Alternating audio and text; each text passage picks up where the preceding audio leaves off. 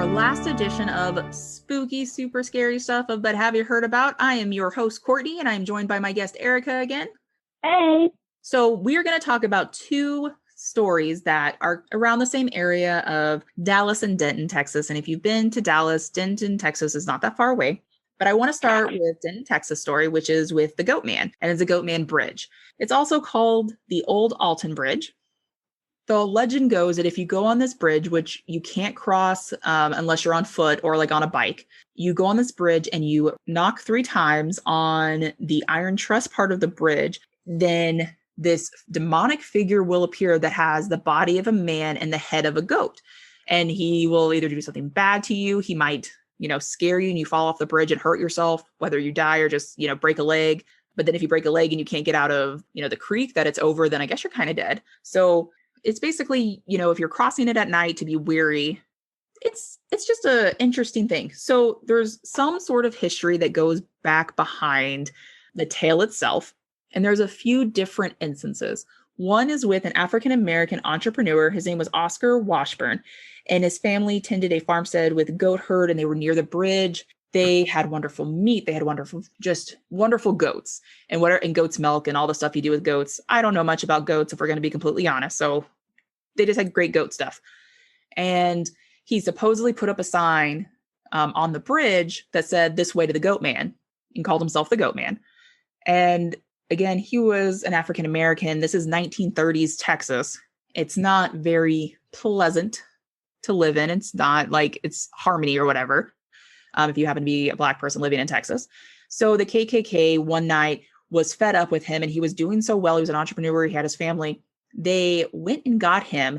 And some legends or some stories say that they murdered his whole family, and then they lynched him off the bridge.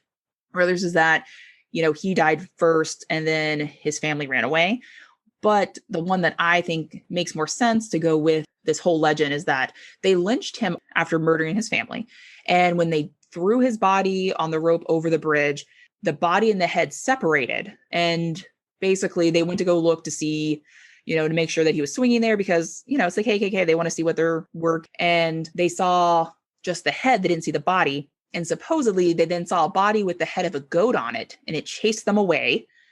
And so supposedly if you go and tap on the iron part of the bridge, and if you have anyone in your family or your bloodline has either been a part of the KKK or owned slaves, the Goatman's actually going to come get you.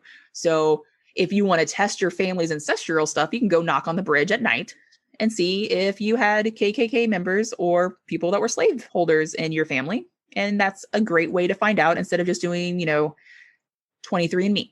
Does not sound like a good way to find out. I'm just saying, in case anybody was like, "Oh, we didn't own slaves, but you definitely lived in the Gone with the Wind mansion on a plantation," then yeah, maybe they were lying to you. So don't go knock on the bridge. But there's another story or another retelling of it from the 1860s, and it involves almost the same setting where you have irate white people upset with this Creole man from Louisiana. They lynched him as well, and he also had the goat farm or had his own herd of goats. And the same thing happened with him, was that his head and body detached from each other. And apparently the corpse ripped off the head of a goat that was nearby and put it on because he was missing his head. And that's another tale of the Goatman. And there's also the superstitious part that actually it's the wife who has now become the Goatman. And she's upset that anybody comes and disturbs her husband's bridge. Wow, I've never heard that one. I liked that one. I was like, oh, she's going to defend her husband's death place. I like it. So I tried really hard to find actual records because I was like, this is good. They even have a name. This has got to be great. I couldn't find anything other than the fact that, again, we are giving ghosts names because it just makes it feel a little bit better and it just makes it more real. Because again, those that are victors, which would have, in this case, would have been the KKK that lynched a man. They're not going to tell that story or tell what happened. So giving the name to a ghost, which might have been wronged in a sense, would have, just given a little bit more life to the story. And also, this sounds like something that would have definitely happened. Well, at least like the lynching. It totally sounds like something that could have happened. Yeah. We know real stories of stuff like this happening. And not even terribly long ago. I mean, if you look at it in Jasper, That was in the 90s in Texas. So it's not like this type of story even needs to be ancient, which is kind of interesting because you could paint these as like boogeymen of yore or whatever, but it's really not. I was alive when that happened. Me too. So that's kind of crazy. Yeah. The fact that we still have lynchings kind of creeps me out, but that's another day. So yeah, that's basically the Goatman. I've never been to the bridge, and the fact that I now know where it is and it is an actual bridge, I kind of want to go. But again, you can't really get there by vehicle. You have to get out of your vehicle. And that makes me go, ooh, no, I don't want to get murdered by crazy people in the woods. No, but do you think this happened? I'm going to go ahead and say that there's got to be some truth to this. Yeah. I think so too. I think it probably happened. I think it probably happened. Whether or not there's somebody haunting that bridge is a totally different story. But there's been enough people that have said that they've seen it. Now, granted, whether or not it's only targeting those of slaveholding or racist people blood, then that's a whole other thing. But I could see the story itself happening, and the way to remember the story, bringing it to light by having a ghost story or a legend to go with it. Because again, like going over a bridge at night on your own, you should be weary of what you're going over. So if you were to tell this to people to be like, hey, don't go on that bridge, well, you shouldn't go over a bridge at night that's like an old bridge that's been around since like the early 1900s that hasn't, been worked on, because it's probably going to fall apart on you anyways. It's a legend in that sense, like what we've talked about before, where you're trying to like tell, like as a mom or something, you're like, don't go there. Bad things might happen.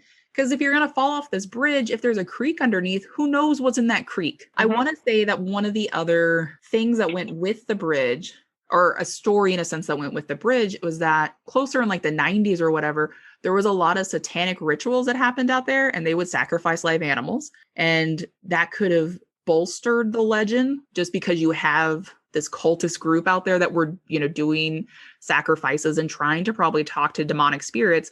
And they probably bolstered what was ever happening at that bridge. So even if there wasn't an actual demon that was there from the legend of the Goatman, there is now one there because of maybe what they were doing. So maybe an unrelated Goatman. Yes. Or maybe he just took on the name Goatman. I mean, like somebody is going to take up the Batman mantle one day, and he's not really Batman, but it's Batman. Yeah. I feel you. And whenever I was a kid, like we used to hunt Goatman, and I didn't know about the history of the actual legend, but we were always told like satanic deity type thing, which kind of makes it weird that we were all out there looking for it. But, I digress. So it sounds like part of that may be why I had heard of Goatman before at all. Yeah. Because of the actual cult activity out there. I can see because of the cult activity. I mean, it being out in Denton, and supposedly they outlawed a lot of it, but to have any sort of like satanic rituals or what have you, you're just, you're opening that gate if you're a believer. I mean, okay, so if you're talking about satanic rituals, are we talking about like satanic panic? Like, is that what was going on there? Because like the Church of Satan doesn't really believe that you can conjure spirits because they're atheists, so they don't believe in the whole like satanic ritual. So then you start talking about devil worshippers, which wouldn't really be associated with any sort of like structured ritual. You know what? I probably read this wrong, but I know that they had rituals where they would sacrifice animals. That's all I got. So I would just call it maybe a cultist? Cultist. Yeah. I mean, because once you get like out into West Texas, in the place that I'm from, there's a lot of it. And it's real. Like there's people out there doing it, but they're not Satanists. They would be like devil worshippers or weirdos. And that's a whole different topic that I could talk your ear off about. And there's some like murders and things that happened, but yeah, they're not affiliated with the actual Church of Satan. That makes sense. Well, so we're going to leave the Goatman, and we're going to go talk about the legend of the Lady in White. Because my favorite part of this is that there's a couple that worked for Neiman Marcus that put this into their own book. This author, his name was Frank X. Tolbert. He put this in this book about Neiman Marcus because it's originated from Dallas. And if you've never heard about the story of a lady in white, trust me, if you Google Legend of Lady in White, there's going to be one near you, because it took me forever to find out which one I thought I was going to talk about today. But finding the one in Dallas was a pretty good one. So the legend has it that there's a lake, and if you're driving, usually as a couple, if you're like parked by a lake, you will see a woman at night come up towards your headlights. She's going to be dressed all in white and she's going to be drenched. And she's going to come up and ask to get in your car and be like, can you help me, please? Either she fell overboard out of a pier or she fell off a rowboat, but everybody else was fine. She just needs to get home. She will tell you her address. And as you start to drive to take her home, because first off, you're going to feel horrible. She's completely drenched. So of course you're going to be like, oh, let me help you. Normally it goes that the couple will be driving and normally it's the man driving and the woman will turn around and she will see no one there anymore as though the person had vanished, but there's a puddle of water that's still there. And they will normally continue to the address that they gave and go to the address. And whenever they get there, somebody will be like, oh, you're the third couple tonight that's come by. Or in this other instance with the Malloys who had worked at Neiman Marcus, they apparently talked to this man who had said, yes, my daughter died like 3 weeks ago. So to just give it a little bit more of a background, this woman, her name was Anne Clark. She wrote of this account of this first happening in 1943 and talking about this couple, and they wound up being the third couple to go to this house to say that they were sent there by this woman. And they were like, oh yeah, this woman, she passed away. They either called it a sister or a cousin. It wasn't like their daughter or anything that had passed away. And she had jumped off and she had committed suicide. So, and the story from 1953, which was included, and again, in the book by Frank Tolbert over Neiman Marcus, Texas, the story of the proud Dallas store. He talks about how this blonde girl appears on the road near White Rock Lake.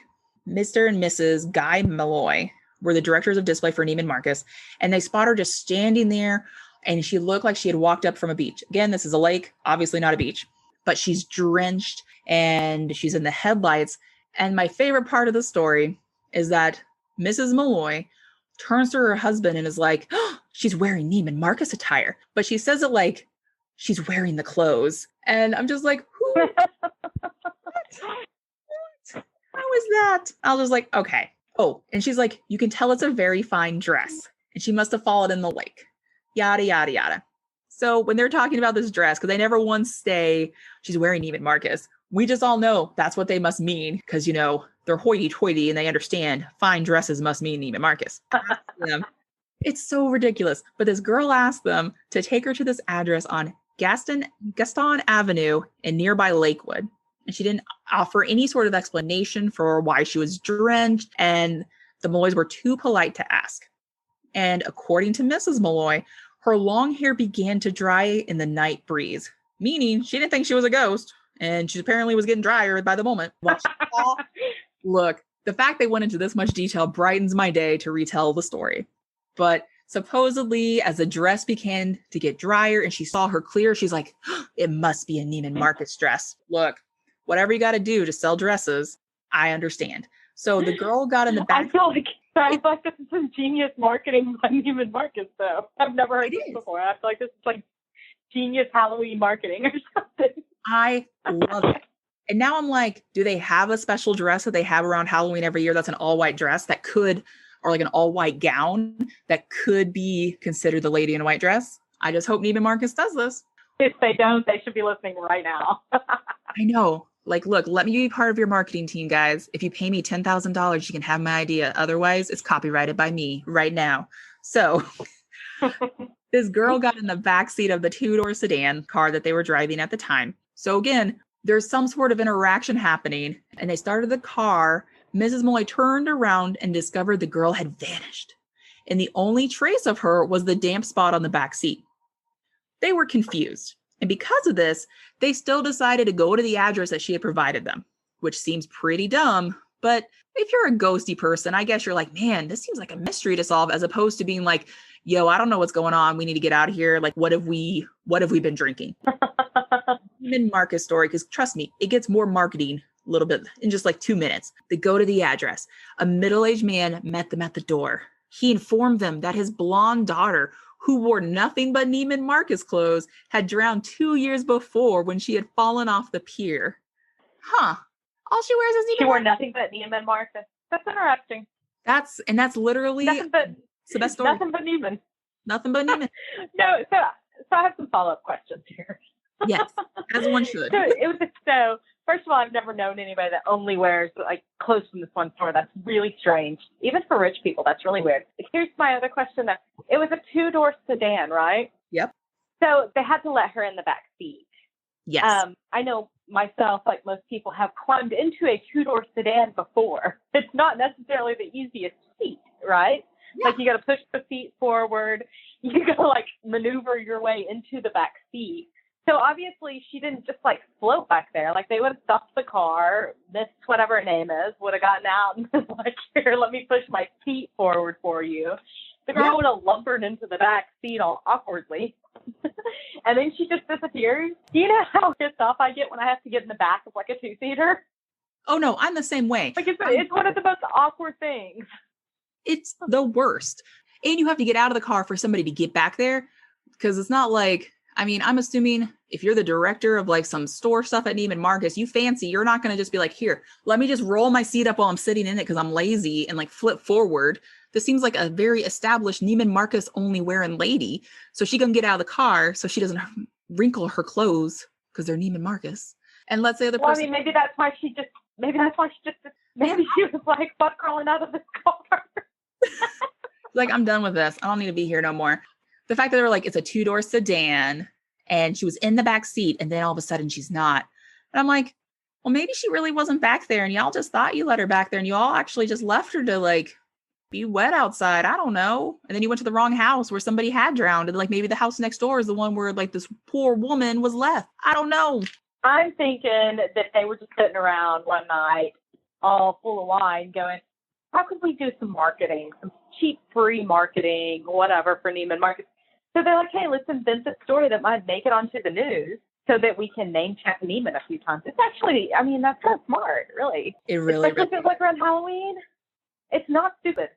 Like, that's actually pretty smart. Like, let's invent a story that, you know, we're never going to get sued for or anything because nobody can prove it didn't happen. Exactly. So, yeah, like, it's not stupid. No. It totally sounds like something that you could come up with, like if you were sitting around getting all boozy trying to think on how to market your store. For me personally, this is a very believable, good story.